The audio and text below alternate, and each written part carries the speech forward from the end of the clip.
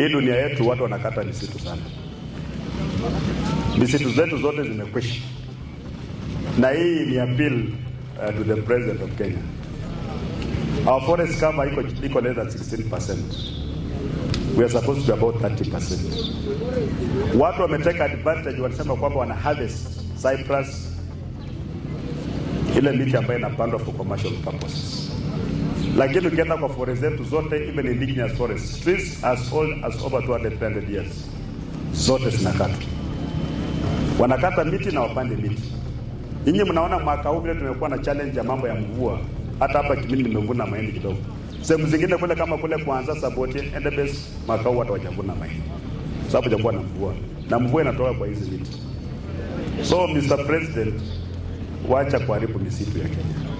Because wewe you are the one who gave a blanket amnesty kwamba watu wakate miti. And wana harvest mature trees. They are harvesting even young trees. Ile kidogo kabisa wana harvest. So as the person who was bestowed with the responsibility of protecting this country, please ambia watu wawache kukata misitu. Wale masawmills ambao wanakata misitu, the majority trees wamemaliza, wanaanza kuharibu indigenous trees. It must stop. We are destroying this planet that our Almighty God bestowed upon us ilikuwa mzuri. Tunakata because of the responsible leadership. Na usipofanya namna hiyo, sisi tutaambia wananchi wenyewe waende wafukuze wale watu ambao wanakata misitu. Ya maana wewe uko na mpao, uko na uwezo. Mambo yakiharibika Kenya za kupanda ndege na wende uishi somewhere. Sisi tuko tu hapa tutaenda kupambana mambo ya kiangazi. We can't afford it. So just be a responsible president. Miaka mitano usituharibie nchi ambayo tumejenga for over 60 years.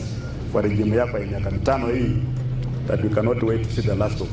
Ikwenda na ifanye nini na ikwenda kabisa, maana hata hakuna kitu ya maana ambayo imefanyia.